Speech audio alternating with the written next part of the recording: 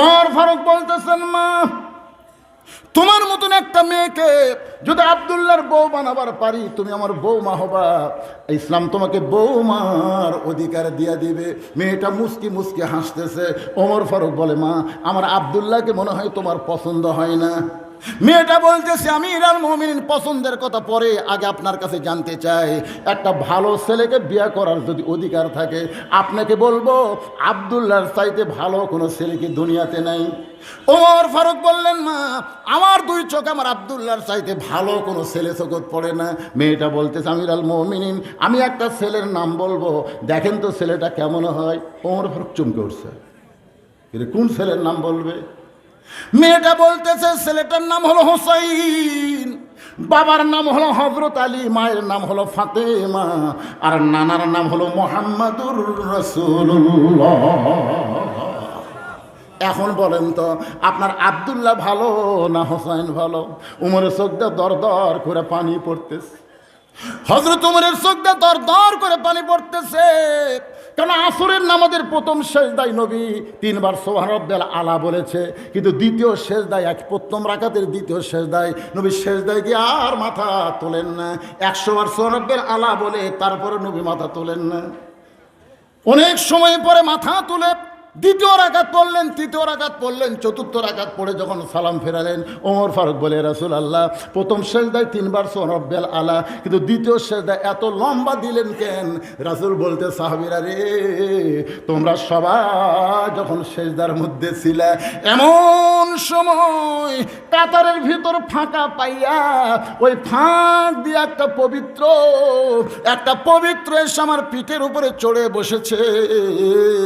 যতক্ষণ আমার পিঠের মধ্যে চড়ে বসেছিল, আমি নামাজ পড়া অবস্থায় তাকে একবার নামাতে চাইলাম, কিন্তু নামাজের মালিক আল্লাহ বলে, হাবিব হোসাইন যতক্ষণ আপনার পিঠে বসে থাকবে আপনি ততক্ষণ সেজদা থেকে মাথা তুলবেন না, কারণ আপনি যেমন হোসাইনকে ভালোবাসেন আমি আল্লাহ তেমন ভালোবাসি। সেদিন থেকে উমর বুঝবার পারছে যে হোসাইনকে নবীর নাম বলে নাই, নবী পবিত্র বলেছেন, সে হোসাইনের চাইতে ভালো ছেলে দুনিয়া তার কে আছে? ওমর ফারুক বললেন, মা আমার আব্দুল্লাহর চাইতে তোমার হোসাইন কোটি কোটি গুণ ভালো। মেয়েটা বলতেছে, যদি তাই হয় তাহলে ভালো ছেলে হোসাইন থাকতে আপনার আব্দুল্লাহর সঙ্গে বিয়া বসবো কেন? ওমর ফারুক মেয়েটাকে নিরাপদ আশ্রয় দিয়ে হযরত আলীর বাড়ির দরজায় গেলেন, সালাম দিয়ে বললেন, আলী ভাই আমি ওমর কোনোদিন ঘটকালি করি নাই, আজকে প্রথম ঘটক হইয়া তোমার বাড়ির দরজায়, আলী তোমার হোসেনের সঙ্গে একটু ঘটকালি করবার চাই। আলী বলতেছেন, আপনার মতন মহান ব্যক্তি যদি ঘটক হয় তাহলে পাত্রী অবশ্যই ভালো হবে, পাত্রী অবশ্যই ভালো হবে। ওমর ফারুক বলতেছেন, পাত্রীর 1 নম্বর গুণ হলো 6 বছর বয়সে ঈমান গ্রহণ করেছে, পাত্রীর 2 নম্বর গুণ হলো 12 বছর ঈমানের পরীক্ষা দিয়েছে, পাত্রীর 3 নম্বর গুণ হলো আমার আব্দুল্লাহর সঙ্গে বিয়ে দেওয়ার চাইলাম, কিন্তু আমার আব্দুল্লাহর পছন্দ করলো না, তোমার হোসেনকে পছন্দ করেছে। আলী বলতেছেন, এমন একটা মেয়ে যদি আমার হোসেনের বউ হয় তাহলে আমার হোসেনের জীবনটা বড় শান্তিময় হয়ে যাবে। ওমর ফারুক বলতেছে, আলী ভাই তাহলে আমার ঘটকালে আল্লাহ কবুল করেছে। হযরত আলী আর হোসাইন, হযরত ওমর ফারুক দুইজন যখন কোলাকুলি করতেছে, ঘটকালি আল্লাহ কবুল করেছে। এমন সময় হোসাইন ঘর থেকে বের হয়ে বলতেছে, মুরব্বী আপনার দুইজন মিলে যে কোলাকুলি করতেছেন মনে হয় আপনারাই বিয়ে করবেন। যে বলছে মনে হয় আপনারাই বিয়ে করবেন, হযরত ওমরের চেহারা রক্তের মতন লাল হয়ে গেছে, কিন্তু মুখ আল্লাহ রাসূল বন্ধ করে দিয়েছে। ধরে খান সুবহানাল্লাহ, চেহারা রক্তের মতন লাল, তবে মুখটা বন্ধ হয়ে গেছে। অনুরোধ স্বরে বলতেছে, হোসাইন আমিও তোমার মুরব্বী, তোমার বাবাও তোমার মুরব্বী, আমরা 2 মুরব্বী মিলে যদি সিদ্ধান্ত নেই তুমি কি সিদ্ধান্ত গ্রহণ করবা না? হোসাইন বলতেছে, আপনার 2 জন আমার মুরব্বী আমি জানি, কিন্তু আসল মুরব্বী হিসাবে দুনিয়ার একমাত্র কেবল আমার নানা কি আমি মানি, নবী ছাড়া অন্ধভাবে দুনিয়ার অন্য কাউকে মানা যাবে না। কথা কোন ঠিক কি না? কথা বলেন। অন্ধভাবে দেখেন, আল্লাহ কোরআনে বলছেন, আতিউল্লাহ ওয়া আতিউর রাসূল ওয়া আতিউল আমরি মিনকুম, কিন্তু বলে নাই, এখানে আতিউ বাদ দিছে। আতিউল্লাহ আতিউর রাসূল, আল্লাহর হুকুম নবীর তরিকা। তারপরেও আতিউ বলে নাই, তারপরে বলেছে উলিল আমরি মিনকুম। তোমরা আমিরদেরকে মানো কতক্ষণ পর্যন্ত? আমির যতক্ষণ নবীর তরিকার মধ্যে থাকবে। নবীর তরিকা বাদ দিয়ে যদি আমি নিজের তরিকা বানাই, আর সেইটা মানা যাবে না। কেবলমাত্র মানার একমাত্র আল্লাহর নবী। জোরে কোন কথা ঠিক না কথা বলে? হোসেন বলতেছে আপনার দুইজন আমার মুরব্বী, আমি জানি তো, সম্মান করি, কিন্তু আসল মুরব্বী হিসাবে আমার নানাকেই কেবলমাত্র মানি। ওমর ফারুক বলে হোসাইন তুমি কি বোঝাবার চাও? হোসাইন বলতেছে আমির আল মুমিনিন, মনে কষ্ট নেবেন না। কয়েকদিন আগে আমি স্বপ্নে দেখলাম, কয়েকদিন আগে আমি স্বপ্নে দেখেছি আমার নানা ঘরের মধ্যে আরাম করতেছে। আমি হোসাইন দরজাতকে বললাম ও নানু ভাই, আমি একটু আপনার কাছে যাবার চাই। আমার নানা বলতেছে আমি এখন জান্নাতে আরাম করতেছি, এখন তোর জন্য দরজা খোলা যাবে না। আমি হোসাইন চিন্তায় পড়ে গেলাম, ভাঙ্গা ঘরের মধ্যে নানা কথা বলতেছে, আর নানা কয় জান্নাত আরাম করতেছি, এই জান্নাত আমার দেখা লাগবে। আস্তে করে জানলার ফাঁক দিয়ে তাকাই দেখি আমার নানি উরাতকে বালিশ বানায় দিছে, সেই উরাতের উপরে নানা মাথা দিয়ে শুয়ে আছে। আমি রাগ করে বললাম নানা, নানির উরাতকে বালিশ বানাইলে কি জান্নাতে থাকা যায়? নানা বললেন হোসাইন তুই ছোট্ট মানুষ, বুঝবি না, তোর নানির মতন বউ যদি কেউ ঘরে পায়, ওই ঘরটা আল্লাহর জান্নাত হয়ে যায়। হোসাইন বলতেছে সেদিন থেকে আমি সিদ্ধান্ত নিছি, আমার নানা যেমন বিয়ে করছে, ভাঙ্গা ঘর নানির কারণে জান্নাত হচ্ছে, আমিও আমার নানার মতন বিয়ে করব। আব্বা বলেন তো আমার হাসান ভাইকে আপনি কার সাথে বিয়ে দিয়েছেন? আপনি জানেন? আপনি জানেন? আমার বড় ভাই মাঝে মধ্যে কান্দে। আমি একদিন তার কান্না দেখে চিন্তায় পড়ে গেলাম, ভাই কান্দে কেন? হাসান খুবই নরম মানুষ, অবিকল নবীর মতো। ধরে কোন সুবহানাল্লাহ। হোসেন বলে ভাইজান আপনি যে গোপনে গোপনে কাঁদলেন তার কারণ কি? বলে না না তোকে বলা যাবে না। কেন বলা যাবে না? আমরা দুই ভাই। তখন হাসান বলতেছে তোর ভাবির কারণে। তোর ভাবি খুবই কুটনি রে। হাসান রাদিয়াল্লাহু বইয়ের নাম হলো জায়েদা। জোরেকার নাম কি? হায় হায়, জায়েদার জীবনী পড়বেন ভাই, বর্তমান মেয়ে মানুষের মতন, এর কথা ওর কাছে, ওর কথা ওর কাছে। একটু মনোযোগ দিয়ে শুনবেন। আমার নানা যেমন বিয়ে করছে আমিও তেমন বিয়ে করব। বাবা আপনি বলেন তো আমার মা আপনার কেমন বউ? আমার মা আপনার কেমন বউ? ও বাবা আপনি বলেন তো আমার মা আপনার কেমন বউ ছিল? আমার মা যদি ভালো বউ হয়ে থাকে, আমার নানি যদি নানার ভালো বউ হয়ে থাকে, তাহলে আপনি কি চান না আমি একটা ভালো বিয়ে করি? ওমর ফারুক বলে মা, ওমর ফারুক বলতেছে হোসাইন আমি যে মেয়েটার ঘটকালি করতেছি এই মেয়েটা অত্যন্ত ভালো মেয়ে। হোসাইন বলতেছে আপনার কাছে ভালো হতে পারে কিন্তু আমার কাছে নাও হতে পারে। ওমর ফারুক বলতেছে তাহলে কি তুমি বিয়ে করবে না? হোসাইন বলতেছে আমি সেই মেয়েকে বিয়ে করব যে মেয়েটা আবার 3টা প্রশ্নের উত্তর দিবার পারবে। ধরে কোন কয়টা? ওমর ফারুক বলে হোসেন কি 3টা প্রশ্ন করবে? হোসেন বলতেছে যাকে বিয়ে করব তার সামনে প্রশ্ন আউট হবে, দুনিয়ার কারো কাছে প্রশ্ন আউট হবে না। ওমর ফারুক বলে আলী তোমার হোসেন যে 3টা প্রশ্ন করবে এ ব্যাপারে তোমার মত কি? আলী বলতেছে জীবনের প্রথম শুনলাম। ওমর ফারুক বলতেছে আল্লাহ আমার ঘটকালি কবুল করে নাই। এক দৌড়ে মেয়েটার কাছে গিয়ে বলতেছে মা আমার আব্দুল্লাহকে বিয়ে কর রে মা, আমার আব্দুল্লাহকে বিয়ে করলেই তুই শান্তি পাবি। মেয়েটা বলতেছে একবার খালি বলেন আব্দুল্লাহ হোসেনের চাইতে ভালো, তাহলে আমার কোনো আপত্তি নাই। ওমর ফারুক বলতেছে আব্দুল্লাহ কোনোদিন হোসেনের চাইতে ভালো হবার পারবে না, তাহলে হোসাইন থাকতে আমি দুনিয়ার অন্য কোনো যুবককে বিয়ে করব না। ওমর ফারুক বলতেছে মা হোসেন সেই মেয়েকে বিয়ে করবে যে 3টা প্রশ্নের উত্তর দিবার পারবে, যেই প্রশ্ন আমিও জানি না তার বাবাও জীবনে শোনে নাই, তাহলে তুই কেমনে উত্তর দিবি? মেয়েটা ঘরের ভিতর থেকে বলতেছে আমির আল মুমিনিন হোসেন যে 3টা প্রশ্ন করবে আমি জানি না, তবে আমার ঈমান বলতেছে আমি না পারলেও আমার আল্লাহ পারবে। আপনাদের ঈমান কি বলতেছে? মেয়েটা বলতেছে আমির আল মুমিনিন হোসেন কি 3টা প্রশ্ন করবে আমি জানি না, তবে আমার ঈমান বলতেছে আমি না পারলেও আল্লাহ পারাবে। ওমর ফারুক আইসেন আবার আলী। হুসাইন বলতেছে এইমাত্র কানতে কানতে চলে গেলেন, আবার ফিরে আসলেন কেন? বলে তারিখ করার জন্য। আলী বলতেছেন কিসের তারিখ? বলে হোসেন যে 3টা প্রশ্ন করবে মেয়েটা তার উত্তর দিবার পারবে কি না সেইটা যাচাইয়ের তারিখ। আলী বলতেছে, যেই প্রশ্ন আপনি জীবনে জানেন না, আমিও শুনি নাই, সেই প্রশ্নের উত্তর মেয়েটা কেমনে দিবে? ওমর ফারুক বলে, আলী, ইমানের বলে বলিয়ান হয়ে যখন কেউ কথা বলে, আমার বিশ্বাস সে একলা থাকে না, তার সঙ্গে আমার আল্লাহ থাকে। নির্দিষ্ট তারিখ মোতাবেক হযরত ওমর ডান পাশে বসে গেছে, মাঝখানে বসেছে হোসাইন, আর বাম পাশে বসেছে হযরত আলী। সামনে একটা চাদর দেওয়া হয়েছে, চাদরের ওই পারে 18 বছরের যৌবনা নারী। আপনারা একটু বসার সাইজটা খেয়াল করেন। ডান পাশে যিনি বসেছেন তার নাম কি? হযরত ওমর। বাম পাশে যিনি বসেছেন তার নাম হযরত আলী। আর মাঝখানে যিনি বসেছেন তিনি হলেন পাত্র হোসাইন। আর পাত্রী বসেছে ওই পারে, সামনে একটা চাদর দিয়া। এখান থেকে প্রমাণ হয়ে গেল মনের পর্দা বড় পর্দা না, পর্দা হলো আল্লাহর আইন। আল্লাহর বান্দার একটু মনোযোগ দিবেন, একটু মনোযোগ দিয়ে কথাগুলো শুনবেন। ওমর ফারুক বলতে, হোসেন এখন তুমি প্রশ্ন শুরু করে দাও। এবার হোসেন বলে, রে মেয়ে, তুমি একলা একলা বসে আছো, তাই বলে তুমি একলা না, বরং আমি হোসাইন বড় একা হয়ে গেছি। ওমর ফারুক কোনার ঘুতা দিয়ে বলতে, হোসাইন তুমি কেমনে একলা হলে?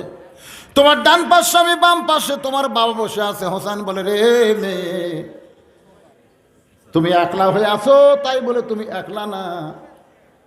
এই যে আমার দুই পাশে দুইজন মহামানব বসে আছে, এরা মনে মনে তোমার পক্ষ নিয়েছে। আপনার বলেন তো হযরত ওমর কার পক্ষে? কথা বলেন, কার পক্ষে? হযরত আলী কার পক্ষে? ওমর ফারুক হোসাইন এখন প্রশ্ন করো। হোসেন বলতেছে, রে মেয়ে, আমার 1 নম্বর প্রশ্ন হলো, আমার মাকে তুমি জানো? আমি কোন মায়ের সন্তান? তুমি কি বলতে পারো আমার মাকে তুমি জানো? হযরত আলী চমকে উঠছে যে ছেলের সঙ্গে আমি বসে আছি, আর ছেলে আমার কথা না বলে মায়ের কথা বলতেছে। একটু মনোযোগ দেন। হোসেন 2 নম্বর প্রশ্ন করেছে, রে মেয়ে, 6 বছর বয়সে তুমি ঈমান কেমনে পাইলে? কেন হযরত ওমরের কাছে গল্প মারছো? তুমি যেই দেশে জন্ম নিয়েছো সেই দেশের সবাই হলো খ্রিস্টান, তোমার দাদা খ্রিস্টান, তোমার বাবা খ্রিস্টান, রোম দেশের সবাই খ্রিস্টান, ওই খ্রিস্টানদের দেশে তুমি ঈমান কেমনে পাইলা? মেয়েটা বলতে, হোসাইন ঈমান কেমনে পাইলাম তাহলে শোনেন। আমার দাদা রোম সম্রাট কাইসার পরন্ত বিকেলবেলায় অন্দরমহলে গিয়া বলতেছে, নাতনি রে, আজকে রোমের রাজদরবারের খেলা হবে, তুই কি খেলা দেখতে যাবি? ছোট বাচ্চারা খেলাধুলা বেশি পছন্দ করে।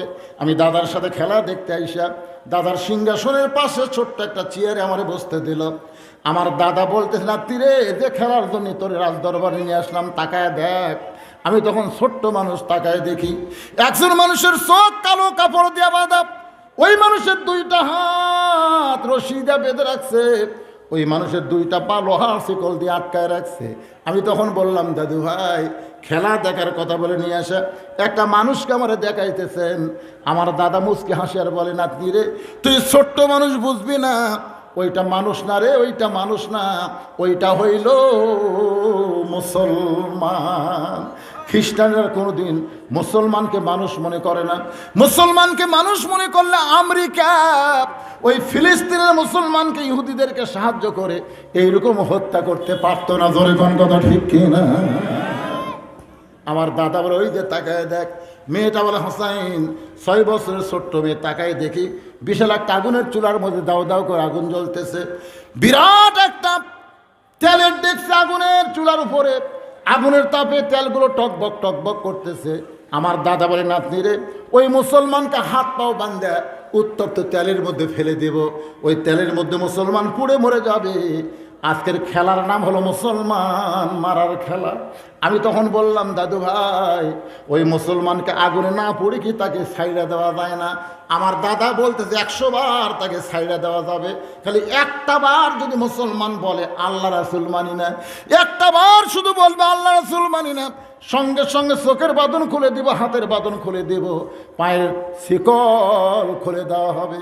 আমি তখন ছোট্ট মেয়ে মুসলমানের সামনে গিয়ে বললাম, ও মুসলমান, তোমার হাত পাও বেঁধে রাখছে, তোমার চোখ বেঁধে রাখছে, তুমি কি জানো তোমার জন্য বিশাল একটা আগুনের চুলাও দাও দাও করে আগুন জ্বলতেছে, ওই আগুনের চুলার মধ্যে তোমাকে হাত পাও বান্ধা ফেলা দেবে।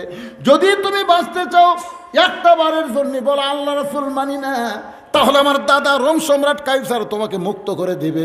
মুসলমান মুস্কি মুস্কি হাসে আর বলে, মা, তুমি ছোট্ট মেয়ে বলে তোমার কাছে জীবনের দাম বেশি,